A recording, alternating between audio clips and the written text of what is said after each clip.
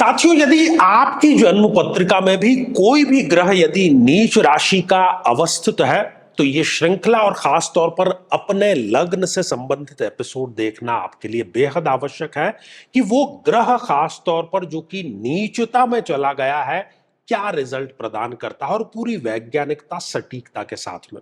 इसके लिए आपको आवश्यकता है अपने समक्ष अपनी जन्म पत्रिका आप रख करके फिर ये एपिसोड देखिए ताकि आपको जो पूरी बात है वो ठीक से समझ में आ जाए। तो मेरे बहुत ही प्रिय और बेहद सम्मानित साथियों, हृदय की असीम गहराइयों से अभिनंदन, बहुत बहुत हार्दिक स्वागत।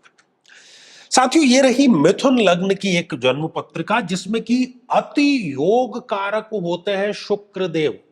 लेकिन जैसे कि हम सामान्य जीवन में भी एक अनुभव करते हैं कि कोई बहुत ही योग्य व्यक्ति है, बहुत ही साधु पुरुष है, लेकिन वो शराब के ठेके पर जाना नियमित रूप से प्रारंभ कर देता है तो फिर हम उसका आदर नहीं करते हैं। वैसे ही यदि शुक्र देव इस जन्म पत्रिका में नीच राशि के हो जाएं, अर्थात इस चतुर्थ भाव में विराजमान हो लग्न कुंडली में, तो अब वो योग कारक नहीं रहे बल्कि वो मारक हो गए और वो अशुभ परिणाम ही प्रदान करेंगे। क्या परिणाम प्रदान करेंगे? शुक्र जो कि ऐश्वर्य का, वैभव का कारक है, तो व्यक्ति ऐश्वर्य के, वैभव के लिए संघर्ष करता रहता है, या फिर उसके आसपास यदि रिसोर्सेज, संसाधन हैं भी तो भी वो उनका उपभोग नहीं कर पाता। शुक्र जो कि शादी का, दाम्पत्य जीवन का, शारीरिक सुख का, आत्मीय सुख का कारक है, उसको व्यक्ति कभी भोग नहीं पाता है। साथियों, शुक्र हमारे शरीर में किडनी का कारकत्व है, तो किडनी से संबंधित या मूत्र संस्थान से संबंधित किसी न किसी प्रकार की कमजोरी ये जरूर दे देता है, जिसको हम गुप्त रोग कहते हैं, वो समस्या जरूर दे देता है, शारीरिक कमजोरी जरूर दे देता है। साथ ही बहनों को जो स्तन कैंसर संबंधी समस्या होती है उसका भी कारक कहीं ना कहीं ये शुक्र जो कि नीच राशि में चला गया है ये हो जाता है। साथियों, शुक्र इस जन्म पत्रिका में है इस द्वादश भाव का लॉर्ड, व्यय के भाव का लॉर्ड, तो खर्चे तो नियमित रूप से बने रहते हैं लेकिन आय कभी भी स्थायी नहीं होती। वृद्धावस्था में जाकर के भी व्यक्ति को संघर्ष ही करना पड़ता है, विदेश जाकर के भी संघर्ष ही करना पड़ता है, या विदेश व्यापार से जुड़ा हुआ है तो उसमें भी कोई बड़ा घाटा व्यक्ति को जरूर हो जाता है। बात बात पर अपमानजनक स्थितियों का सामना करना, किसी न किसी प्रकार के नशे का सेवन करना, छोटी बड़ी जेल यात्रा, चोट, दुर्घटनाएं, ये सारी चीजें यहां पर ये शुक्रदेव प्रदान कर देता है। शुक्रदेव इस पंचम भाव के भी लॉर्ड हैं, इसलिए आकस्मिक धन हानि सदैव बनी रहती है, चाहे वो शेयर मार्केट से हो या अन्य किसी प्रकार से। प्रेम संबंधों में कोई बहुत बड़ा धोखा, लंबा प्रेम संबंध चल करके भी उसका पटाक्षेप बहुत दुखद होता है। संतान प्राप्ति या तो होती नहीं या संतान से संबंधित कोई ना कोई पीड़ा व्यक्ति को मिली रहती है। स्कूली शिक्षा या विश्वविद्यालय की जो शिक्षा है वो जीवन में आजीविका के किसी काम व्यक्ति के नहीं आती है। शुक्र इस चतुर्थ भाव में स्वयं विराजमान है तो माता के स्वास्थ्य को लेकर के चिंता सदैव व्यक्ति के बनी रहती है। अपना घर, अपनी गाड़ी, अपने निवेश से संबंधित चिंता सदैव बनी रहती है। कई बार व्यक्ति एक्स्ट्रा मैरिटल अफेयर में जाकर के स्वयं की बदनामी कराने का कार्य करता है। शुक्र यहां से देख रहे हैं इस कर्म के भाव को, तो पिता से भी कभी संबंध अच्छे नहीं रहते, सदैव 36 का आंकड़ा बना रहता है। जीवन में व्यक्ति अनुशासित नहीं रह पाता और अनुशासित नहीं रहता तो सफल नहीं हो पाता।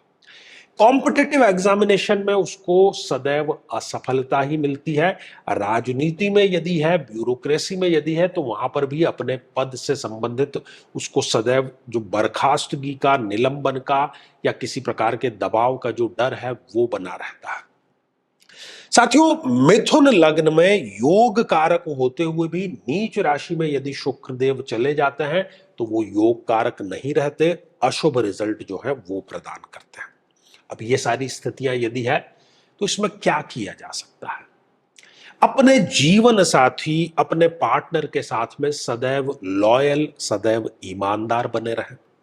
शुक्र का दान जरूर करें, वो सौंदर्य प्रसाधन के या इत्र, परफ्यूम, डिओड्रेंट का जो दान है वो हो सकता है।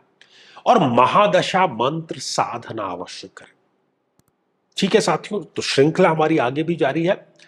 यदि आप भी चाहते हैं कि आपकी कुंडली का सूक्ष्म और वैज्ञानिक विश्लेषण हो, तो आगामी समय में मैं स्वयं इन शहरों में उपस्थित रहूंगा। आप समय लेकर के मिल सकते हैं या फिर टेलीफोनिक या वीडियो कॉल के माध्यम से भी जुड़ सकते हैं।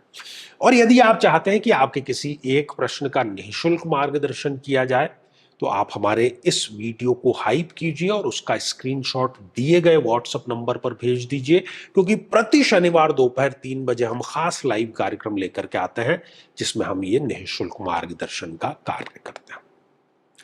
तो इसी मंगल कामना के साथ में कि आप सभी स्वस्थ, समृद्ध और शांतिपूर्वक जीवन व्यतीत करें। नमस्कार साथियों, कई वर्षों के जन्म पत्र का अध्ययन और लाखों कुंडलियों के अध्ययन के बाद हम ये कह सकते हैं कि यदि किसी की जन्म पत्रिका में राहु पीड़ित है, तो उसको इस ग्रह की महादशा में इन 9 लक्षणों का, इन 9 कष्टों का, पीड़ाओं का अवश्य सामना करना पड़ता है। ये भ्रम की स्थिति पैदा कर देता है। व्यक्ति ये निर्णय नहीं ले पाता कि उसके लिए सही क्या है, गलत क्या है। और यदि वो निर्णय ले भी लेता है, तो वो निर्णय उसके लिए आत्मघाती साबित होता है। हर एक कार्य में हानि, हर एक कार्य में आकस्मिक समस्याएं सदैव खड़ी रहती है। व्यक्ति नशे की तरफ आकर्षित होता है और उसमें डूब भी वो जाता है। अपने ही लोगों से उसको धोखा मिलता है। विवाह के पश्चात विधवा या विधुर योग भी उसके निर्मित हो जाता है। नाहक ही बदनामी, अच्छा कार्य करने के बावजूद भी बदनामी इसको प्राप्त होती है। छोटी बड़ी जेल यात्रा का योग भी यहां पर निर्मित होता है और घर में सदैव गृह कलेश का वातावरण बना रहता है। लेकिन साथियों, यदि आप भी इन सभी कष्टों से स्थायी और सटीक मुक्ति प्राप्त करना चाहते हैं, तो उसका तरीका है इस ग्रह की महादशा मंत्र साधना दीक्षा, जो विशेष रूप से आपके नाम, आपकी जन्मतिथि के अकॉर्डिंग की जाएगी।